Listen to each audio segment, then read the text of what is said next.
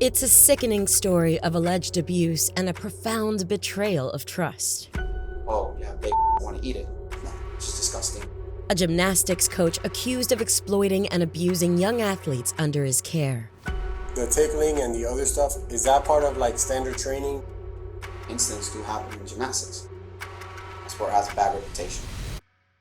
Is he simply a hands-on coach whose old-school methods have not evolved with the changing societal norms and expectations? Or do these allegations hint at something far more sinister beneath the surface? In the picturesque town of Key Biscayne, Florida, a community known for its idyllic beaches, lush parks, and a close-knit atmosphere, something far less tranquil was unfolding. The year was 2009, when Oscar Olea, a well-regarded gymnastics coach, was making a name for himself at American Gymsters. This reputable local gym prides itself on nurturing the talents of young athletes. With its demanding routines and the required discipline, gymnastics has long been a conduit for young women to harness their strength, agility, and confidence. For many, coaches like Olea are not merely instructors but mentors who guide them through the rigors of training, the thrill of competition, and the lessons of perseverance. On January 26th, the Miami Herald released an investigation into Oscar Olea, revealing over a decade of complaints and rumors about his conduct with young athletes. The Herald's extensive review of police reports, interviews with alleged victims, and scrutiny of social media uncovered allegations from at least 5 individuals, detailing a report of a troubling pattern of behavior by Olea. The Herald reported that a mother posted on Nextdoor, a neighborhood message board, that her 7-year-old was inappropriately touched and subjected to sexual comments by gymnastics coach Olea, including a remark about the child's appearance in Spanish. The post, which was removed, urged others in Key Biscayne to report similar experiences.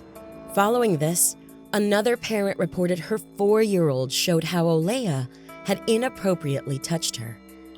The interrogating officer faced the challenge of navigating a sensitive and complex case involving allegations of inappropriate behavior by a trusted coach toward minors. This required a careful approach to collect detailed and accurate information without causing further harm to any potential victims involved or compromising the investigation's integrity. The release of the Herald's findings spurred the Key Biscayne Police Department, in collaboration with the Miami-Dade State Attorney's Office, to launch a renewed investigation into the allegations against Olea. The intensified scrutiny and public pressure following the Herald's report led police to take action, and on February 28th, Oscar Olea was arrested and charged with 2 counts of sexual battery. He vehemently defended his actions to authorities, categorically denying any wrongdoing. He asserted that his interactions with his students, including any physical contact, were strictly professional and within the bounds of standard coaching practices in gymnastics. Olea emphasized that the nature of the sport requires close physical guidance to ensure safety and correct form, arguing that any touch was purely instructional and aimed at enhancing his students' athletic performance. He rebuffed the allegations as misunderstandings of the coach-athlete dynamic, maintaining that his intentions were always in the interest of his students' development and well-being. The officer starts with baseline questions about Olea's personal and professional background, setting a tone of casual conversation, aiming to make Olea comfortable before moving into more sensitive topics. This approach is instrumental in reducing Olea's potential defensiveness and encourages openness in the conversation that follows. He's a lead detective right now, and I'm just officer on the side, Okay. trying to get into the detective position. So that's why I'm here, trying to learn from him. Kind of being mentored right now, so Congrats. yeah, appreciate Congrats. You try to stay here in Key Biscayne, or you try it. to move? No, I'll probably stay here. I came from another department, so Oh, where at? Miami-Dade Schools, please. Miami-Dade School? Yeah. The officer shares a bit about his own professional aspirations and situation, which can help to humanize him to Olea and foster a sense of mutual understanding or camaraderie. So it's like you building that type, like you realize, holy crap, they're trusting you this much. So you have to stay in the position of continuously build that type of rapport and trust. Because fortunately, like you guys, there's great police officers, there's great coaches, but there's a complete opposite side that destroys everything that we do. And as much as you want to be, hey, I'm there for you, on top, boom, boom, here you go, oh, I got you. And I think that's like the worst thing that happened was the fact that I tread lightly with so many people. But then when I started building better relationships with a lot of people, they knew me for a while, invited me over their house here and there, then, you know, you play around. In this portion of the interrogation, the officer asks Olea open-ended questions, allowing Olea to present his version of the events without leading him towards specific responses. Okay, so just in your own words, talk to me about this incident that was reported to me. I believe it happened on Monday, or What incident I called? the incident that we spoke about with the girl and her brother. Oh, okay. Before he gave me name, he tells me, tú dijiste a mi hermana que tú querías comer su porque tiene grande.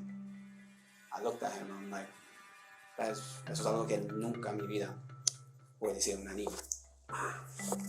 De ningún modo. He's like, tú dijiste eso a mi hermanita que tiene 6 años, que dijiste que tiene un grande y lo quieres comer. I was like, mire, and mind you, that's where my Spanish starts getting a little bit like this, and I'm like, yo nunca dije eso, de ningún modo, a tu hermana. Y nunca va a decir eso, no solamente a tu hermana, a cualquier niño. Then later on, he tells me the kid's name, and I'm like, ella, que estaba demasiado contenta con la clase la semana pasada, que estaba ahí tu mamá y ella y otra niña y otra mamá quería hacer una clase private class conmigo de gimnasia. And I give that type of like this. And for me, I get that faces because the mom has seen me multiple pick her up, just tickling, showing the camera, like not on camera, but right there in the window. Have you ever had a class with her where her mom wasn't there, or her mom is present? The parents are always outside, but there's moments that they're not present. Okay. You know, normal. yeah. It's So a class. one thing I used to bring up when I worked in the park is I've always wanted the parents to be present. But you guys know as much as I do. Unfortunately, these kids, the parents never present. I spoke to my employees, and I have girls working for me, and I'm like, okay, tell me the truth. Don't hold back, and that's why I make sure all my employees tell me the truth. Like, please, don't lie. Say. At any moment, have you heard me? And I said it in the word, and like I said, I apologize to them. Sorry for the language, but you ever heard me say, "Te quiero comer tu porque lo tiene grande," and any of my students, but like, no. Okay, you remember this? You remember? Again, I'm not gonna say her name, and they're like, yes. Okay, the brother was accusing me of this. All of my employees looked at me with the eyes of baffled. One thing I do tell the kids, like, hey, I'm gonna bite your butt. And what I do is tickle them. And I tickle them here or in the stomach. Parents have heard me say that. I've been in front of them, just playing around with the kid. Do you remember like specific incidents, like we're saying that to her off the top of your head, or could you have said it to a group that she was in at any point? No, I don't. I wish I could tell you, but I don't. But you just say it generally. Yeah. While you're coaching. While I'm coaching, like if in gymnastics, if you're not fully tight, then the skill doesn't come out. So there's moments where, let's say, this is their leg or the side of the butt. You go like this, tight, tight, because they have to tighten up. The reason why, the tighter you are, the easier the skill comes out. And as a coach, you want to coach up to a certain extent, then later on you can take a step back and just watch. Like, there you go, point your toes, stay tight. And doing this is like just patting your legs. Tight, come on. Aside from those type of touches, do you remember ever tickling this particular child? Tickling her? Yeah. Yeah, me and her, the mom even saw me multiple times tickle her in person. The tickling and the other stuff, is that part of like standard training of gymnastic coaching, No. or is that something that you think you do because you're animated, as you described? I do it because I'm animated, and at the same time I do it because it's built a good reputation, good rapport or a good vibe with the parents and kids, in the sense of like, oh, Coach Oscar is serious, but funny. He knows how to communicate with the kids when they're like the one that was crying a lot. I know how to go on one knee, like, hey, what's up? What's wrong? You know, she goes, I want to go home. Because her mom always drops her off and she always tears. So I know ways to go on knee and just joke around, like, oh my God, you just farted, relax. But you know your mommy loves you. She's going to come. If you cry right now, the class 1 hour will take about 45 hours. But if you just relax, the class will go quickly. And she'll start relaxing. Like, just tickling again. Go ahead. And she's relaxed. Or just, doing stuff like that. The only reason I always bring that up because my sport has a bad reputation. It has both. It has the fact of, yes, has been cases of people, molesting children. But there has been cases of people who have not done anything and been accused and lost their jobs. At any point, did you ever get the sense that she was uncomfortable with your interactions, or did she ever make any comments to you that she was uncomfortable? No. A young gymnast, merely 14, stepped into a world that promised to elevate her from an enthusiast to an adept athlete under the guidance of Olea, a coach 12 years her senior. Her journey began at American Gymsters in 2010. Here, amidst the vaults and beams, Olea suggested private lessons, ostensibly to hone her burgeoning talent. She claims Olea, under the guise of a paternal or brotherly figure, began to exploit the vulnerability of the young gymnast's familial strife.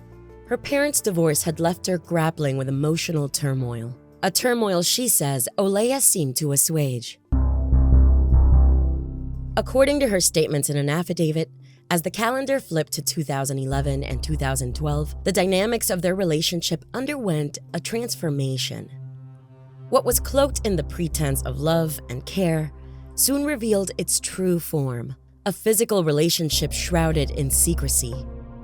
She says Olea, wielding his influence over her, insisted this clandestine affair was born of love. Their encounters, far removed from the watchful eyes of the world, reportedly took place in the gym, Olea's car, and an apartment belonging to Olea's mother, nestled in Key Biscayne. In one account from the accuser detailed in an affidavit, the subject held the victim's hand and told her that he would love her. They would be together, her age didn't matter, and they would be married. The victim stated that she was living with the illusion that they would end up together. The affidavit goes on to say that Olea told her not to tell her parents anything. When the accuser's mother reported her suspicions about what was going on with Olea to the police, the gymnast says she found herself ensnared not only by Olea's manipulation, but also by the fear of her father's retribution. She refuted the existence of any sexual relationship to the police. And once she left Key Biscayne, she told police that she put everything behind her and moved on. The second accuser's tale began in 2003 when she became Olea's student at 10. As she grew under his tutelage, she says their relationship also evolved. However, not into the mentorship it should have been. She alleges that when she was between 14 and 15 years old, and Olea was 22, their relationship had morphed into one that Olea described as akin to siblings. When she was 16, she said he would get more physical during her private lessons. She also claimed the inappropriate touching started when she was 14. She says that by 2009, the relationship had taken a turn, becoming sexual. And much like with the first accuser, Olea allegedly employed grooming techniques that insidiously undermined her ability to see the relationship for what it was: abuse. According to the victim, he minimized the gravity of his actions by framing them as natural outcomes of their close relationship. She says this manipulative tactic ensured her compliance and prolonged her silence, trapping her in a cycle of abuse and secrecy. Well, when you say you tickle them in a playful manner when you're doing this and the parents question you about it, can you demonstrate what you mean by that? The officer goes deeper into Olea's coaching practices, specifically his use of tickling as a motivational tool. By asking Olea to explain why he tickles students and how parents and students react to this behavior, the officer seeks to understand the context and appropriateness of these actions. So pretty much, if they're like For example, I have a student, she's always very, like, she cries for her mom all the time. But the mom knows me. The mom's like, I'll grab, like, I'll go around, like, oh my God, smile, smile. Oh my God. Let me see that face. Oh my God. And I'll just lift them up. And the mom, half the time, are there. The ones that see me doing that. And that's it. Or, like, I'll go from here, and you're like, tick, like this. I understand that you say that you have to touch all parts of their bodies while you're doing a gymnastics move. I'm talking about strictly professionally as you're doing a gymnastic move. Yes, depending on the movement, yes. They're alleging that you touched her butt and chest while she was performing a gymnastics move. Here, the officer directly confronts Olea with the specific allegations against him, asking pointed questions about the accused, inappropriate comments, and physical interactions with students. This direct approach forces Olea to respond to the heart of the accusations, providing a clearer view of his defense and reaction to being challenged. The officer's questions aim to dissect Olea's understanding of appropriate boundaries and professional conduct.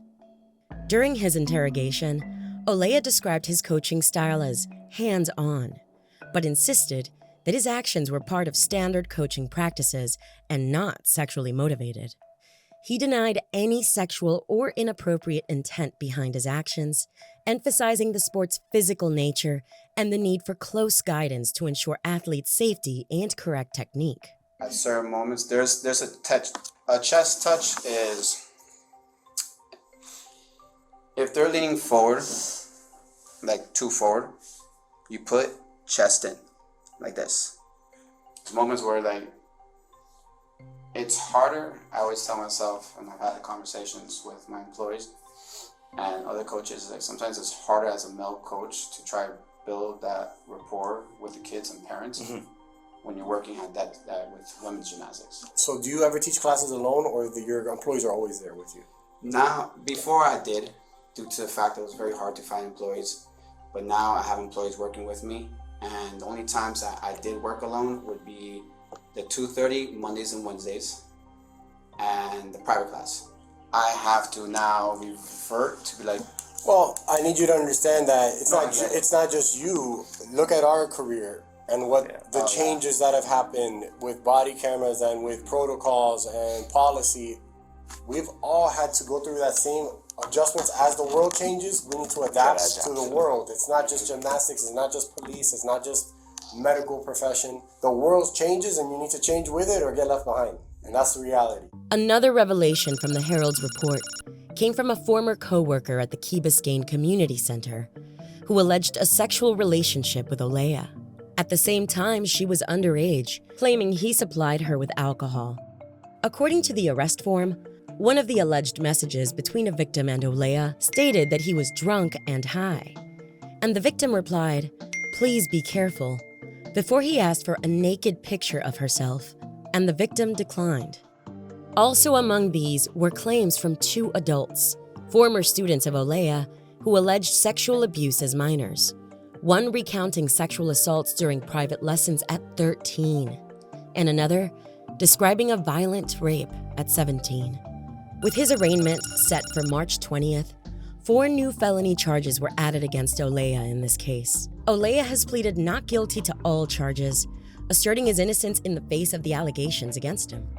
Central to Olea's counter-narrative is his assertion that the second accuser was not a minor at the time of their alleged sexual encounters. This claim, if substantiated, could significantly impact the legal ramifications of the accusations against him. Key Biscayne Village Council member Brett Moss and Oscar Sardinas both said they had daughters who took classes with Olea at his studio, Flip Out Workout. Moss said his daughter took classes with Olea up until he abruptly stopped teaching late last year, and only found out why he closed up shop through the Herald's reporting. Further complicating the case is the handling of the cases detailed in the Miami Herald's investigation of Olea. The Key Biscayne police with the Miami-Dade State Attorney's Office had investigated those allegations, The decision at the time not to prosecute could be used in Olea's defense to argue a lack of a pattern of misconduct or to question the solidity of current allegations. While Key Biscayne Mayor Joe Rasco released a statement praising the teens for coming forward, saying that it took a lot of courage, this case illuminates the daunting challenges inherent in proving allegations like the ones leveled against Olea, where the crux often rests on personal testimonies. The necessity of protecting and safeguarding children in youth sports cannot be overstated.